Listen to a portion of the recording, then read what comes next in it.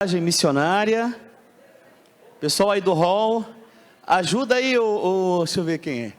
Quem está aí, ajuda aí, fala, gente, vamos pegar tudo. E quem está em casa, glória a Deus, amém? Amados, nós percorremos a geografia da primeira guerra, da primeira viagem, e a geografia da segunda viagem missionária, e agora vamos fechar, agora trazendo aqui alguns ensinamentos, porque tem muita coisa de Atos ainda para ver. A gente toma um tempo, o reverendo orienta a gente passar com calma essa primeira parte, porque é uma parte que tudo que vai entrar, você tem que entender que está dentro desse projeto de igreja, amém? E o que a gente fala de modo resumido, aí você vai ver agora com os pastores, quando começar a falar, olha o que tinha mais, amém? Glória a Deus, pode sentar em nome de Jesus, louvado seja o nome do Senhor. Mapa da terceira viagem, ótimo, abra comigo em Atos, capítulo 18, glória a Deus, Atos 18, quero parabenizar todos vocês que estão aqui no Atos 5, porque tem pessoas que, quem está acompanhando, quem estiver em casa, coloca aí no chat, ou bota uma mãozinha assim com o dedinho. Quem está acompanhando desde o Atos 1, tem pessoas que já fez 1, 2, 3, 4, tem, olha quantas pessoas estão, olha aí, imagina aí na sua casa, você acompanhando todos os atos, né? É legal que a gente sempre recebe lá nos celulares que a gente, para você ter uma ideia, muita coisa aconteceu. Por exemplo, a inscrição online possibilitou a gente de ter muitos números de celulares de irmãos. Esses números, nós temos todos eles catalogados em diversos telefones, porque um só não dá. Nós temos 4 telefones catalogados. Aí nós temos o telefone do Atos 1, 1000 e poucos números. Nós temos o telefone do Atos 2, 1000 e poucos números. Nós temos cada Atos a gente está separando por lista de transmissão, para facilitar o envio do link. Porque todo mundo quem está online não pode deixar de receber o link, né? E graças a Deus, Deus tem abençoado, a online tem sido, a maior parte tem sido em casa. Por isso que é importante você estar sempre ligado e nos nossos celulares, salvar o número lá, deixa salvo na sua lista, até para você receber atualizações. Por exemplo, o reverendo prega uma mensagem aqui, a gente imediatamente já manda para essa lista de transmissões. Aí você já recebeu isso. Outra coisa que a gente pede ajuda é que nós não estamos mais na televisão, então nós estamos agora no nosso canal no YouTube e nós estamos no Facebook. O canal do YouTube é a possibilidade de ficar 24 horas, o Facebook não permite, acho que dá 4 horas ele corta, mas o YouTube é 24 horas com pregações. Esses dias eu acordei na madrugada, eu fui ligar para ver que tinha alguém assistindo, tinha 16 pessoas de madrugada assistindo. E o que a gente precisa? Primeiro que todo mundo se inscreva no canal. É importante você entrar lá no YouTube, se você nunca se inscreveu, clicar lá no vermelhozinho que está, se inscrever. Depois, você, todos os dias, procurar sempre um vídeo que você não viu, fazer comentários, porque o YouTube fica muito ligado nisso. Eles mandaram uma carta para nós, dizendo o seguinte, normalmente os youtubers, hoje em dia, os vídeos são de 14 minutos, são vídeos mais curtos. Nossos vídeos é um culto de pregação. Quantas horas tem? 3 horas. E muitos minutos visualizados com vídeos extensos. Isso chamou a atenção do YouTube. Aí começaram a dar alguns benefícios para a gente. Se você chegar a 1000 visualizações nesse vídeo de pregação do reverendo, a gente dá a você 1000 comerciais, para vocês entenderem melhor. A gente pega o seu vídeo e coloca em 1000 canais diferentes. Então, isso é possível se vocês nos ajudarem. Como? Comentando, compartilhando, pega lá o link, joga no seu WhatsApp, faz igual o Jonas faz, pega o link, bota no WhatsApp e espalha para 20, 30 pessoas, alguém vai ver, e você mesmo fazendo isso, você mesmo ajudando a gente, porque nós não estamos mais na televisão.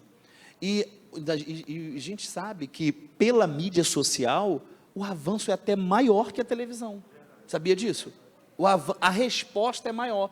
Eu boto sempre o telefone da Zona Sul, porque lá tem os missionários, a gente atende muito telefone. A gente atende muito telefonema de pessoas. Agora tem o vídeo do testemunho da pastora Cristina na reunião dos homens, já está por 4.000 visualizações. Tem uma senhora, não crente, que ela é de Recife. Eu pedi, ela vai me enviar agora os contatos dela, ela falando, olha, eu estou com câncer. Aí ela falou assim, essa senhora que está em cima falando que foi curada, eu também estou com câncer. Quer dizer, a mulher lá de Recife, pastor Celso. Lá de Recife. Aí, como que nós, as ovelhas, vocês vão ajudar muito, se pegar esse vídeo, assistir, comentar, falar um pouco, porque se você não comenta, o YouTube pode entender que você é um robô, que existem muitas coisas, muitos assim, robôs que empresas criam só para contabilizar visualizações, mas quando você comenta, o YouTube entende, esse pessoal interage, esse pessoal está interagindo, e isso ajuda a gente, porque o YouTube volta para a gente recursos. Você vê, o YouTube, ele me deu em visualizações quase R$1.000 para eu poder impulsionar os vídeos do reverendo. Por quê? Por causa das visualizações. Então, ajude a visualizar esses vídeos, comente em nome de Jesus. Amém? Então, aos que estão em casa, todos aqui, vamos agora à terceira viagem. Capítulo 19 de Atos, a gente vai, em nome de Jesus, resumir aqui, eu creio que em 20 minutos a gente termina, 10, 15 minutos a gente termina. O 19 narra a terceira viagem, mas a gente tem que ir um pouquinho antes para entender o que estava passando pela mente do apóstolo, no capítulo 18, versículo 22, é interessante porque ele chega assim, e chegando a Cesareia, subiu para Jerusalém, e saudando a igreja, desceu a Antioquia. Então nós já sabemos que Paulo, ele está em Antioquia, tá? Ele volta a Antioquia. Agora, o Lucas aí, é impressionante, eu tomei nota aqui de uns negócios que eu anotei aqui sobre isso, desde o Atos 22 a 23, é que você imagina, ele está em Antioquia, e no versículo seguinte diz assim, e estando ali algum tempo, ele diz quanto, partiu, passando sucessivamente pela província da Galácia e da Frígia, lembra da região interiorana que eu falei e tal? E da Frígia, ótimo, confirmou todos os discípulos, quer dizer, ele estava em Antioquia, aí confirma os discípulos, aí daqui a pouco já mostra ele em Éfeso, aí quando ele chega em Éfeso, 24, chegando a Éfeso, um certo judeu chamado Apolo, natural de Alexandria, varão eloquente e poderoso na escritura, a gente aqui já viu isso, a gente viu aqui uma coisa importante numa dessas preleções das pastoras aqui, qual foi? Que casal especial nessa terceira viagem, Áquila e Priscila, e ali a Priscila mostra até que, a Priscila fez assim com a cabeça, e ali a Priscila, você vê que ela está até na frente, mas você não vê o Áquila impedindo ela de fazer a obra, ela está ali se lançando na mão de Deus, é uma lição para as mulheres hoje, amém? É lição para as mulheres hoje, se lance na obra de Deus, glória a Deus, amém? Se lance na obra, porque acima do teu marido está Jesus Cristo, que é dono de tudo, amém? E aí, quer dizer, Áquila e Priscila vão observar o varão eloquente, só que perceberão que falta algo nele, a linguagem não está igual à do apóstolo, que é o homem que viu Jesus na estrada de Damasco, e outras revelações que o Senhor fez a ele, e aí vai chamá-lo à parte, e vai botá-los a par mais profundamente, como é importante a compreensão de tudo que Deus entrega, a visão lembra que o apóstolo São Paulo, falando ao rei Agripa, o que ele disse? Eu não fui desobediente à visão celestial, então como é importante você estar dentro desse aprofundar de visão que Deus tem entregado ao nosso reverendo, para experimentar tudo aquilo que está no coração do homem de Deus, quem está entendendo? Amém? Porque o Apolo, ele ia até certo ponto, mas não ia mais, falava bonito pra caramba, mas não ia mais, falava legal, mas não vai, sabe, um negócio que não anda, por quê? Porque faltava mais, faltava falar a mesma linguagem do apóstolo, faltava ser cheio do Espírito Santo, e aí esse casal explodindo, vai dar essa ajuda, amém? E daqui a pouco aí ele vai ser encomendado. Aí no capítulo 19, chega assim, e sucedeu que enquanto Apolo estava em Corinto, Paulo, tendo passado por todas as regiões superiores, chegou a Éfeso e achando ali alguns discípulos. Aí lembremos, pode diminuir um pouquinho, meu irmão? Obrigado, ótimo. E aí você imagina, então Paulo está percorrendo, a gente já viu esse vídeo,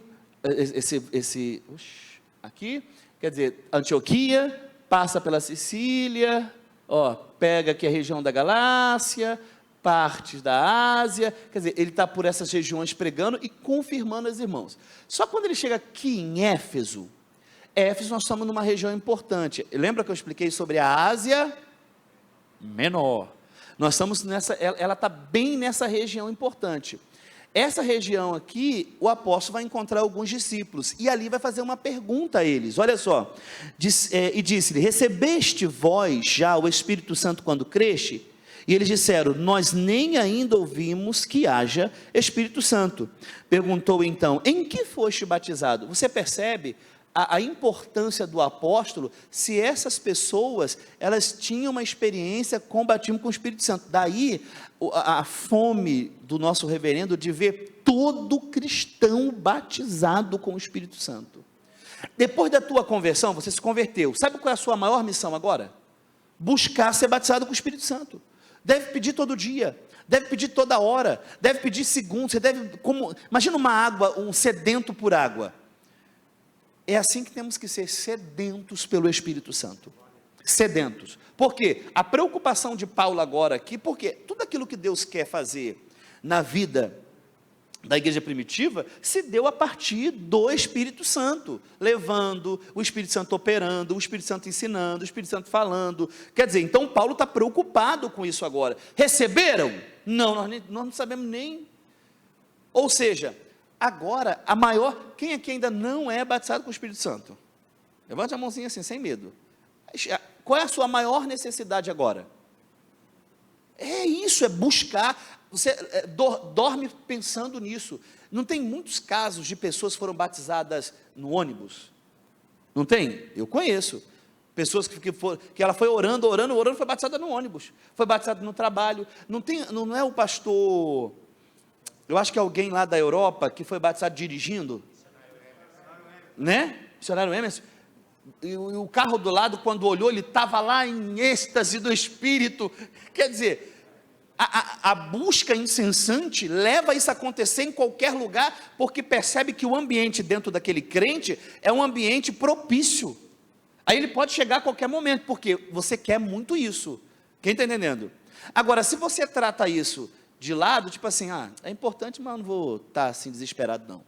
Não temos que estar assim. Porque tudo aquilo que Deus tem para a tua vida como cristão, depende dessa importância acontecer dentro de você. Amém, gente? Vamos continuar lendo? Vocês estão no capítulo 19? Amém? E Paulo, e aí Paulo vai dizer, né? João batizou o batismo do arrependimento, dizendo, o versículo 4, povo que creste no que após ele havia de vir, isto é, Jesus Cristo. Aí, versículo 6, e pondo Paulo as mãos, veio o Espírito sobre ele, falavam em línguas e profetizavam. Olha só, coisa gostosa. Amém? Aí depois, entrando na sinagoga, falou ousadamente por espaço de 3 meses, disputando e persuadindo acerca do que? Reino.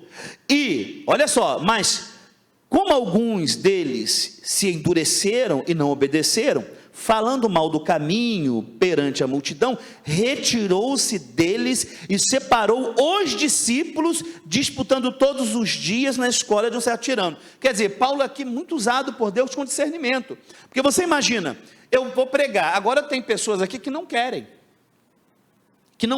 por que eu vou deixar os discípulos lá no meio dessas pessoas?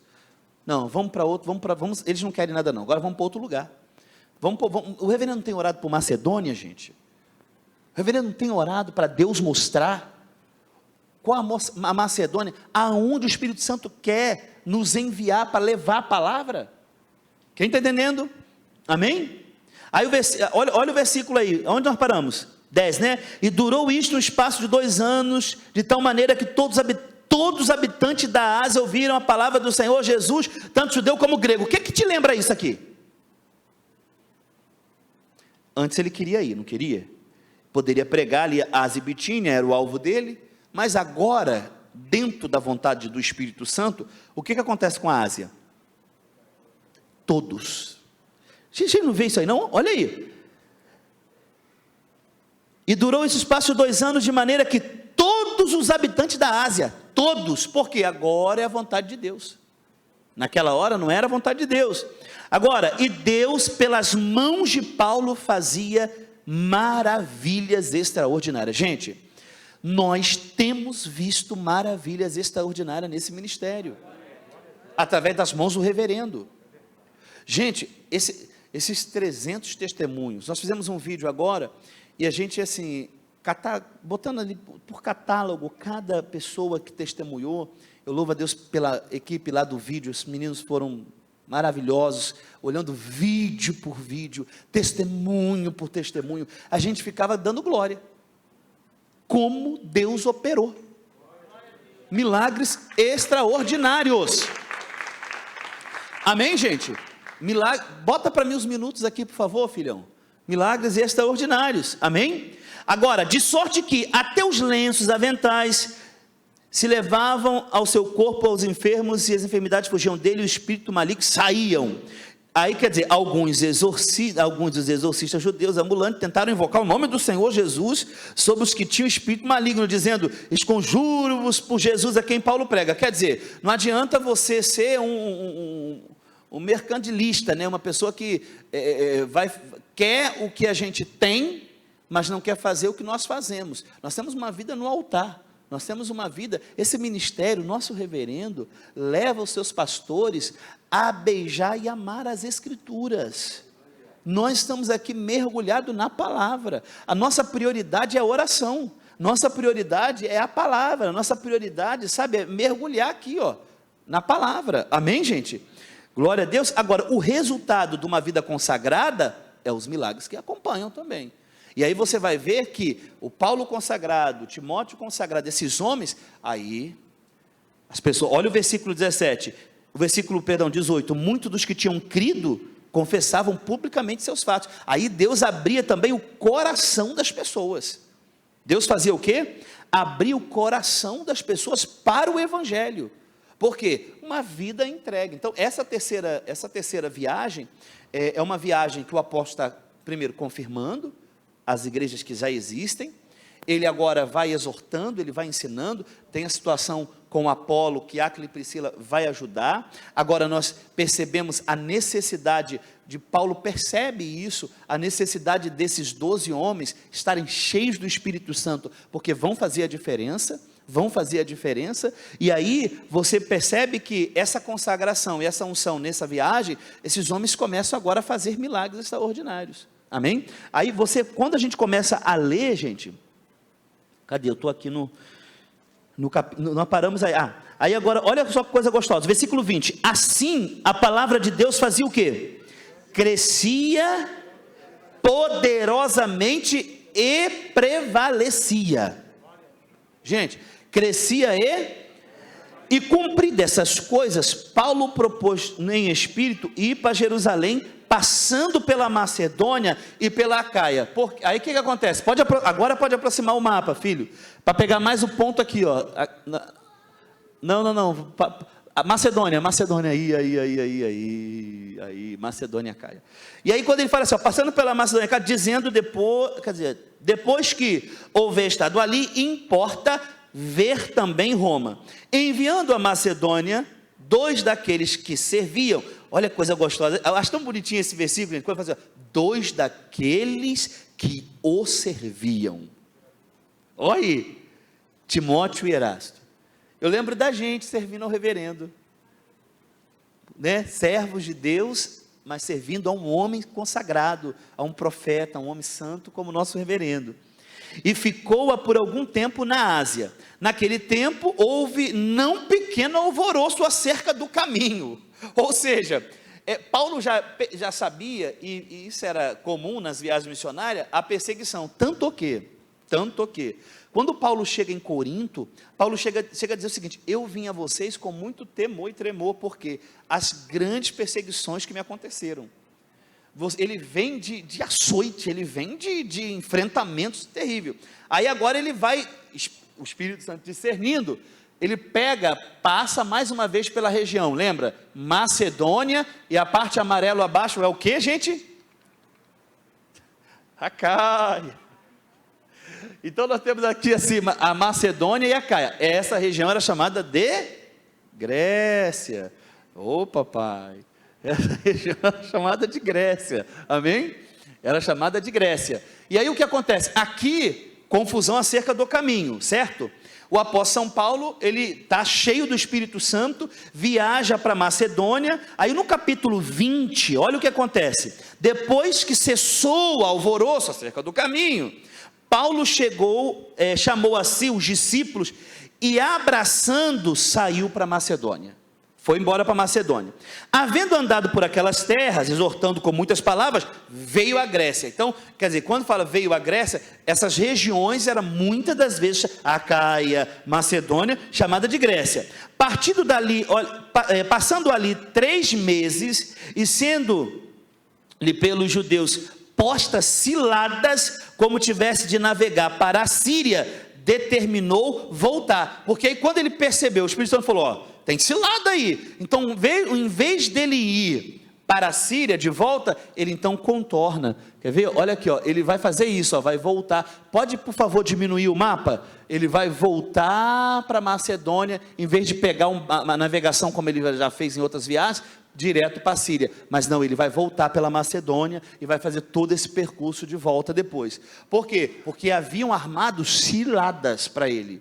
Então, você vê o discernimento ali, e o Espírito Santo muito assim, presente na vida do apóstolo. Aí o que acontece aqui? Aí é lindo porque, no 4 diz assim, acompanhando até a Ásia, vamos ver se eu falo direitinho, tá? Sópatro, de Bereia, e de Tessalônica, Aristarco, e segundo, e Gaio de Derbe, Timóteo, dos da Ásia, Tíquico e Trófimo, é só nome legal. O 5, estes indo adiante, nos esperavam em Troade. Você já lembra que foi em Troade, que Paulo na segunda viagem parou, e do outro lado na Macedônia tinha quem? Uma visão do macedônio acenando, falou, ó, atravessa, ô Jesus, fala isso, mostra o nosso reverendo, atravessa, onde a gente tem que atravessar, amém? Olha aí, depois, versículo 6, e depois dos dias dos pães asmos, navegamos de Filipos, lembra, Lídia, a endemoniada e o carcereiro, navegando de Filipos, em 5 dias fomos ter com eles em Troade, onde estivemos 7 dias, agora olha que gostoso, no primeiro dia da semana, que dia é esse? Fala direitinho para Deus ser glorificado. Domingo, ajuntou-se os discípulos para partir o pão, que depois vai falar aqui, mas que partir o pão é o quê? Olha, é isso aí. Paulo, que havia de partir o dia seguinte, falando com eles, alargou a prática até a meia-noite. Aqui eu quero falar um negócio sobre o dia do Senhor. Gente, o dia do Senhor é para ser consagrado aquele dia a quem?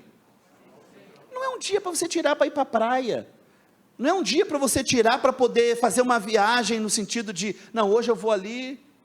Não, você vai viajar, sei lá, uma férias, alguma coisa, é uma situação. Mesmo assim, nessa situação, onde eu vou, onde a gente vai, a gente pretende levar Jesus. Amém? Agora, imagina, ele começou, primeiro dia, alargou, as pessoas estavam, sabe como? Assistindo. A pessoa estava na presença de Deus. Não existe negócio de domingo do Senhor, é só de manhã, pastor. A noite não é do Senhor, não. A noite é da família. Não, a nossa igreja é uma igreja primitiva. O jovem à tarde está aqui com o pastor Alex. Você viu, eu frequentei o projeto jovem, né, Lino? Lino, nós frequentamos um projeto jovem. Quer dizer, acabava o culto, às vezes a gente comia na cantina. Uns traziam marmita. Eu comia ali na cantina, aquela comida ali rápido, o salgado. E às vezes nós trazíamos o nosso lanche de casa. É verdade. A senhora fez vários lanches para mim. A gente vinha e estava aqui à tarde pregando. Depois saímos para evangelizar. Quer dizer, a vida dessa igreja primitiva, ela usa o domingo para o Senhor, literal. À noite nós estamos no culto dos milagres. É uma oportunidade de fazer o que à noite? Trazer os pecadores, de manhã também. Mas você imagina, veio de manhã trazendo o pecador, se for provado não veio ninguém de manhã, você tem uma tarde de evangelismo para trazer o camarada ou a moça à noite aqui. Então, quer dizer, Paulo está alargando até a meia-noite, dia do Senhor. Temos que usar esse dia para Deus, meus irmãos, amém? Temos que usar para Deus, porque aquilo, quando Deus separou um dia para si, nós aprendemos aqui, nesse altar, já nessas aulas de Atos sobre o dia do Senhor, quer dizer, toda obrigatoriedade de consagração que Deus falou lá atrás, é agora que esse dia é consagrado em nome de Jesus. Quem está entendendo? Amém? Então olha para o irmão que está ao seu lado, você que está em casa, diga assim, olha, domingo não é seu. Tem uma aula que a gente aprende quando é novo convertido, eu tive essa aula quando era novinho convertido, domingo não é meu. O domingo é de quem? Do Senhor. Então temos que usar. Pra você ter uma ideia, uma vez, eu entrando num táxi na Zona Sul, isso usa adventista, olha só, que por uma revelação errônea de uma mulher, seguem essa heresia. Eu entrei num táxi, o rapaz perguntou para mim assim, você vai aonde? Eu falei, não, eu vou aqui, próximo, 2 quadras. Mas eu perguntei, eu vi os livros atrás, assim, aqueles livros que os adventistas distribuem, né? Eu perguntei, mas por que você está me perguntando isso? Ele falou, porque hoje, isso é sexta-feira, às 18 horas eu não faço mais trabalho nenhum. De 18 horas de sexta a 18 horas de sábado, eu sou cristão e o meu dia é comprometido com o reino de Deus. Fala assim mesmo para mim. Eu falei, que igreja? Eu sabia, mas tem que perguntar para a gente pregar aqui, né? Que igreja o senhor é? Eu falei, eu sou adventista. Eu falei para ele assim, mas o senhor não acha que sábado e domingo à noite são os dias que o senhor mais vai ter clientes? Ele, sabe o que ele falou para mim? Ele falou, não, pode até ser, mas o meu Deus, o que tem que me dá até as 18 horas de sexta. E segue para uma revelação que uma mulher teve, chamada Ellen White, e que, errado. Agora nós que fomos salvos por Cristo, e abrimos nossa mente para o Evangelho e a Palavra, e aprendemos aqui sobre o domingo, o maior feito da história se deu num domingo, ele ressuscitou, confirmando tudo aquilo que havia dito. A igreja primitiva estava reunida no domingo, imagina aqui, ó, no primeiro dia da semana, juntou-se os discípulos para partir o pão, quer dizer, eles estão aqui no domingo reunidos, e várias outras passagens, não vou falar do domingo que a gente já falou, várias outras passagens, você vê, o Pentecoste, você sabia que caiu no domingo? A data era domingo? Por quê? Porque tudo aquilo que Deus foi fazendo, Deus foi marcando, através da ressurreição. João, quando recebe a revelação do Apocalipse, eu achei meu espírito no dia de sábado, no dia e ele estava distinguindo, por que é dia do Senhor? Porque os romanos usavam o domingo para a idolatria do Deus Sol, então ele quer determinar que esse dia é de sol coisa nenhuma, esse dia é do Senhor, esse dia foi o dia da ressurreição. Então nós, a igreja do Gramacho, aprendemos desde na nossa tenra idade espiritual, que o domingo não é nosso, amém? É Aí o 8 diz assim, ó, havia muitas luzes no cenáculo, aqui é outra lição para a gente, que tem às vezes um pessoal na janela. Estando um certo jovem por nome Eutico, o missionário, tem uma foto aí, eu não sei se é a minha mesmo, que eu consegui pegar, Paulo pregando e o Eutico na janela.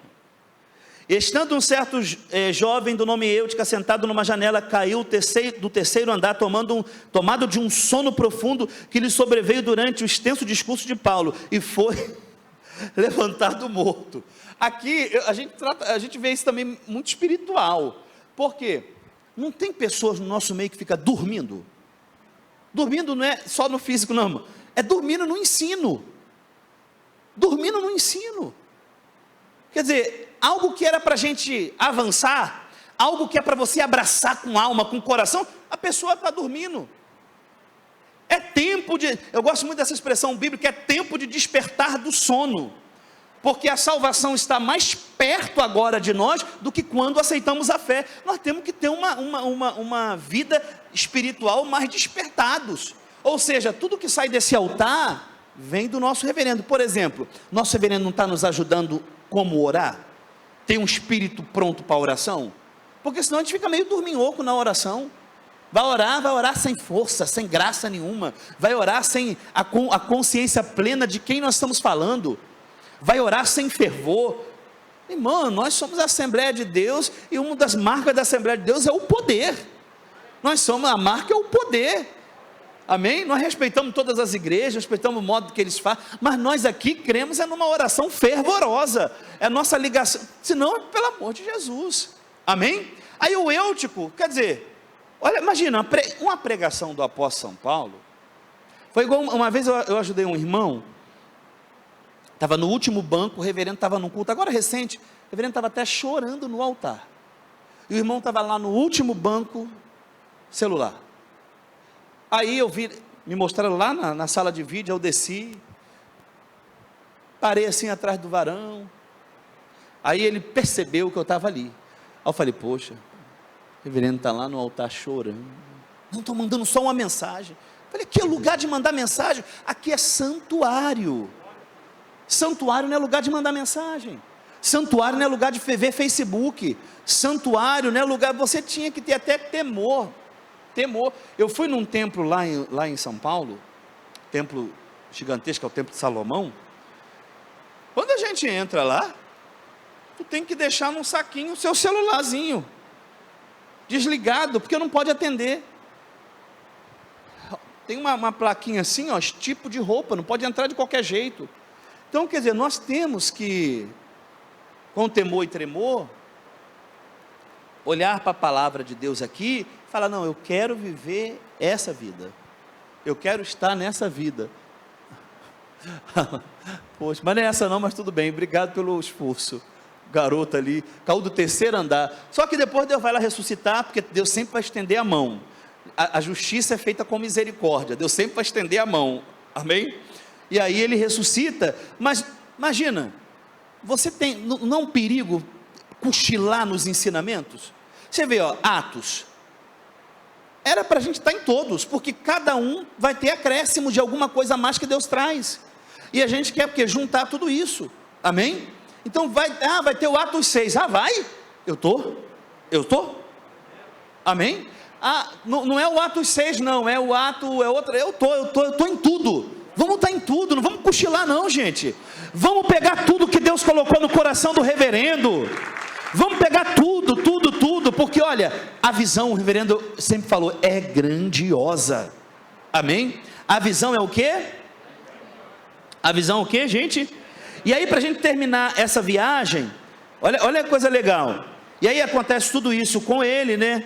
E diz assim, subiu, partiu o pão, é lindo, né? Versículo 10 assim, ó, Paulo porém descendo, inclinou-se sobre ele, abraçando, olha só, e disse, não vos perturbeis, que a alma nele está, e subiu partindo o pão, comendo ainda, eles falou largamente até a alvorada, e assim partiu. Agora o apóstolo também não era alguém que se curvava não, poxa, tá vendo, o senhor tá muito, já foi até meia-noite, vamos até a alvorada, vamos até a alvorada. Gente, a gente vê isso aqui no reverendo, sabia? A gente perto aqui, que está perto, não tem cansaço não, existe, mas ele vence tudo.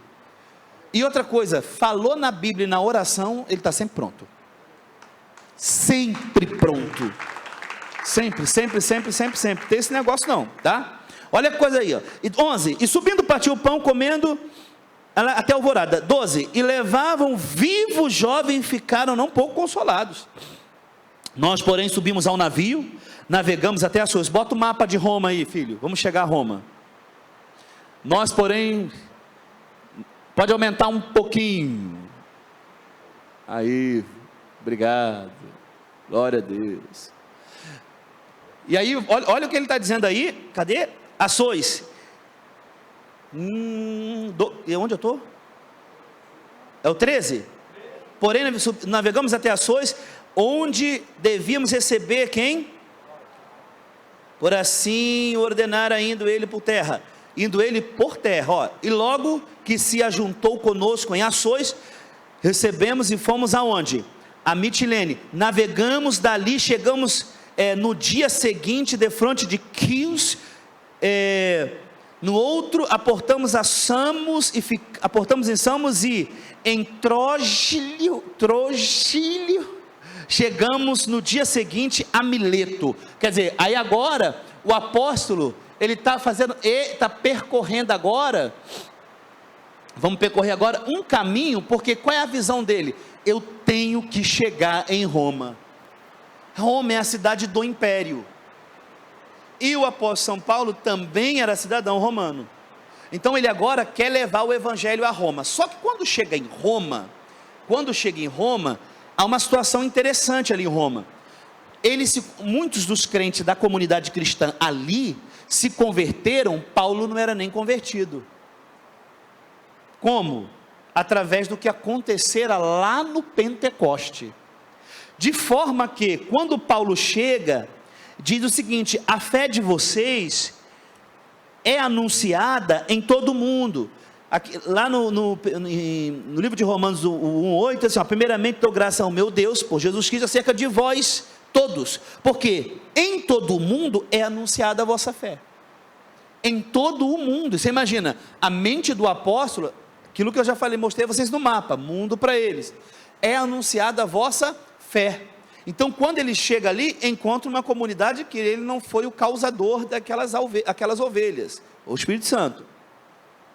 Isso mostra como a igreja funciona independente de tudo. Porque você imagina, se você achar que a igreja tem que crescer só se o pastor for lá evangelizar. O pastor é uma pessoa. Não, a igreja tem a missão de ir. A igreja tem a missão de levar. Amém? A igreja tem a missão de levar. Amém? Glória a Deus. O pastor faz a obra do evangelista? Claro que ele faz. Mas você não pode jogar para cima do pastor uma missão que é do crente. A missão da evangelização é do cristão. Você deve colocar na sua mente que a tarefa prioritária do cristão é ganhar almas, porque para isso estamos no mundo. Ou você está no mundo para quê? Você foi salvo, continuar na terra por quê? Olha quantas pessoas estão morrendo aí fora. Olha quantas estão morrendo. Mas você, Deus colocou a mão e guardou, protegeu. Amém, gente? Glória a Deus. Amém. Qual o versículo agora? O 16? Porque já não tinha determinado passar diante de Éfeso, para não gastar tempo na Ásia. Quer dizer, ele já passou 2 vezes ali pregando aquilo ali. Apressava-se, pois, para estar, se lhe possível, em Jerusalém, no dia de Pentecostes. Aí agora vai comemorar outra festa de Pentecostes, tá? Não é aquela da descida não, é outra festa. Aí ele agora ainda quer chegar em Jerusalém, vai chegar em Jerusalém. Vai acontecer várias circunstâncias nessa viagem, várias circunstâncias. Nós temos aí muitas turbulências no mar, naufrágio, mas quem tem o Espírito Santo, Deus, você não está perdido às ocasiões da vida. Há um desígnio de Deus sobre a sua vida. Tudo o que acontece sobre a nossa vida está nas mãos de Deus. Amém? Você não pode achar que você é obra do acaso. Ai, que coincidência. Tem coincidência com crente?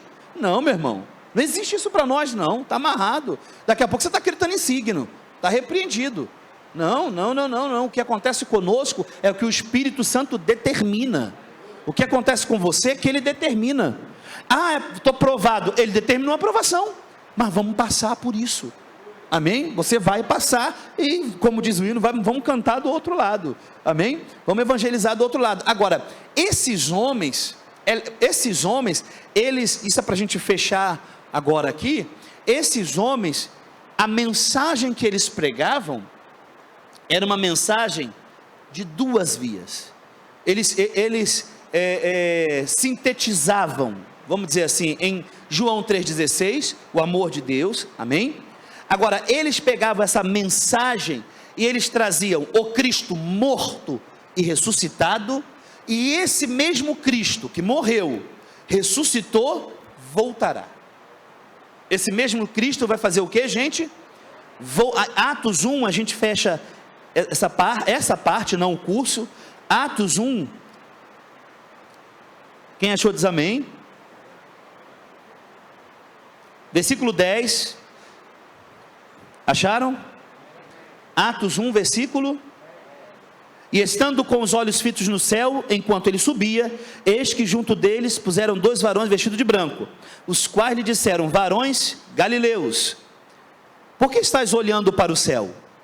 Esse Jesus que dentre vós foi recebido em cima no céu, há de vir, assim como para o céu viste vir. Então a mensagem dos apóstolos era completa. Ele veio, morreu, perdoou, fez a expiação, ressuscitou ao terceiro dia, mas vai voltar. Vai regressar, e os crentes começavam então a ter a esperança. Tanto que o apóstolo São Paulo, quando fala aos Tessalônicos, eu li aqui com vocês, ele diz assim: olha, sobre a fé eu não tenho que acrescentar nada de vocês, mas ele vai acrescentar. A fé é que ele não tem que acrescentar, a forma como que eles creram, a forma como eles estavam prontos para evangelizar, mas o que ele vai acrescentar? Agora eu quero tratar e corrigir sobre a visão de vocês da volta. E aí ele mostra ali estrutura, como se dará isso, lá no capítulo 4 de Tessalonicenses, como se dará essa volta milagrosa. Então a igreja, o coração primitivo e o nosso, é que somos peregrinos, estamos de passagem, de mala pronta, esperando, amém? A minha bisavó partiu para o Senhor, ela é da igreja Poço de Jacó, ali na Rondon. Acho que ele não conhece Poço de Jacó? E a mãe vó do meu pai. E era legal que a gente moleque, né, 16, 17 anos, quando ia lá, ela dormia toda pronta. Não estou falando que você tem que fazer como ela não, só para ilustrar a consciência dela da vinda. Ela dormia toda pronta, e uma vez a gente perguntou a ela, querendo implicar com ela na realidade, por que a senhora vai encontrar com quem? Vai dormir? Ela falava assim, ó, o Todo-Poderoso vai voltar, e eu quero que ele me veja pronta, tadinha. Olha, achava que o pronto era roupa. Então, quando ela partiu, ela dormia, olha, de sapatos, roupa, gostava de um brinco, o nome dela era Generosa, literalmente generosa, era Generosa Cândido. E aí, quando ela partiu dormindo, e ela partiu arrumada, toda arrumada, de brinco, sapato nos pés. Ela morava sozinha, não gostava de morar com ninguém, tinha que morar dentro do quintal lá da família, sozinha, e a consciência, né? Não, eu estou esperando o Todo-Poderoso. E isso sempre mexeu com a gente, porque quando a gente foi para a Bíblia, então lê a palavra, a igreja primitiva era uma igreja que estava aguardando literalmente, corrigindo a distorção dos Tessalonicenses, mas você vê que a igreja primitiva em um todo, seja a igreja de Coríntio, você vê que a maioria das epístolas, quando você começa a fazer um estudo sobre as epístolas, Filipenses, Efésios, Coríntios, Paulo toca na segunda vinda. Por quê? Porque a nossa esperança é essa. E quando havia muita perseguição, como em Tessalônica, Paulo ele pregava sobre a segunda vinda, e no final, repara que ele fala assim, ó, se console com essas palavras. Por quê? Porque o consolo do cristão para esse mundo tenebroso, para essa injustiça que existe no mundo, sabe qual é? Nossa parada final não é aqui. Nossa morada final, a glória, é lá. Por isso temos que trabalhar. Aí a igreja primitiva trabalhava muito, evangelizava muito, porque ele está para voltar. Então vamos trabalhar, vamos evangelizar, vamos ganhar alma, vamos ser o melhor cristão. Porque, irmãos, de que vale você viver uma vida, carnal, longe de Deus? Só que vamos para a eternidade. Não vamos? Você imagina pessoas que estão acordando no inferno, porque o Covid levou, não abriu o coração para Cristo. Quando abriram o olho, estão sendo atormentados em chama. O reverendo tem falado aqui que é um período que o desviado tinha que correr para Cristo. Por quê? Está matando, gente. Esse Covid está matando. As pessoas estão indo para o inferno. Mas a gente sabe, porque o apóstolo São Paulo já disse, escrevendo a Timóteo, que os tempos seriam trabalhosos. Os homens seriam como estão hoje, amantes de si mesmo. Amém?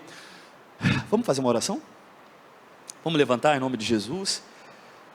Vamos reconhecer a presença do Espírito Santo, gente. Poxa, só uma obra sobrenatural do Espírito Santo